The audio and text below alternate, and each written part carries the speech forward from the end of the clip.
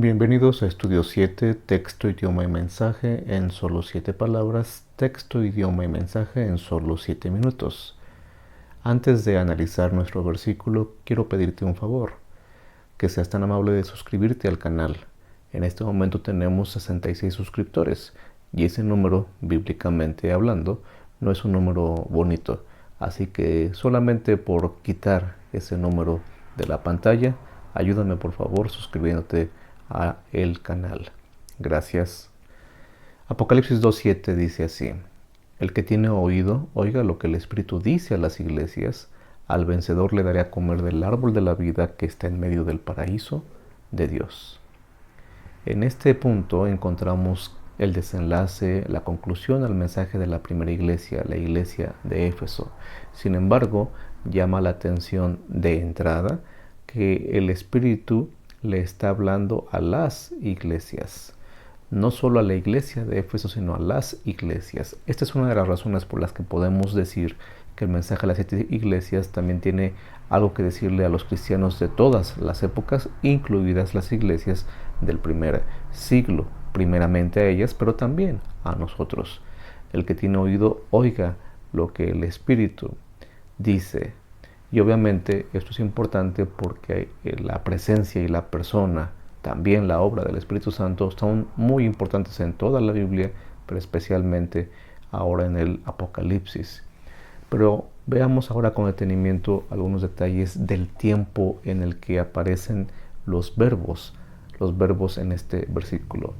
El que tiene, ¿recuerdan? Dijimos que el verbo tener es muy usado en el mensaje a las 7 iglesias. Aquí nuevamente aparece el que tiene oído. ¿Sí? Es normal que todos tuviéramos oído, pero recordemos que oír en la Biblia tiene que ver con obedecer. No solamente es usar el oído para escuchar algo, sino poner tanta atención que eso implica obedecer, poner en práctica lo que se está oyendo. Vamos a cambiar un poquito aquí, diría, el que tiene oído, obedezca, ponga en práctica lo que el Espíritu dice.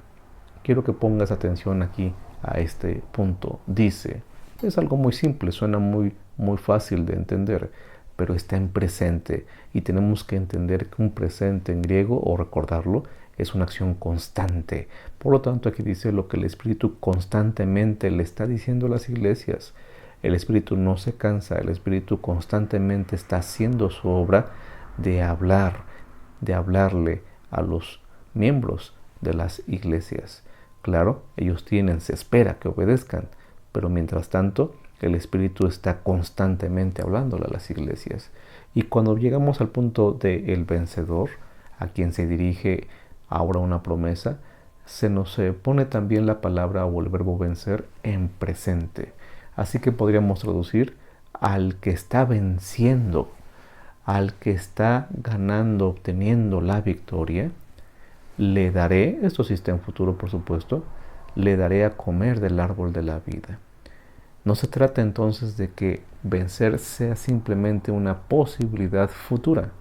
Se trata de que desde ahora se tienen que ver resultados de esa victoria. Porque si desde ahora escuchamos y ponemos en práctica lo que dice Cristo, y en particular lo que dice el Espíritu, entonces estamos en ese proceso ya de la victoria. ¿Cuál es la promesa? Comer del árbol de la vida. Aparte de este versículo, hay 3 versículos más en donde aparecerá también la expresión árbol de la vida. Y esto es hacia el final del libro de Apocalipsis, donde podremos ver que además aquí al inicio hay promesas que a la luz del final del libro de Apocalipsis, ya en el contexto de la Tierra Nueva, se van a cumplir muchas de estas promesas. Así que el árbol de la vida es un concepto obviamente que aparece en Apocalipsis, pero no surge, no tiene origen en el Apocalipsis, ya que sabemos que el árbol de la vida viene desde el jardín del Edén, del paraíso de Dios, del jardín original. Ahora, aquí hay algo interesante. Para los cristianos del primer siglo que no vieron, al igual que tú y yo, el árbol de la vida en el jardín del Edén, también aquí puede haber una alusión importante a lo que significaba esta promesa, a la importancia de esta promesa.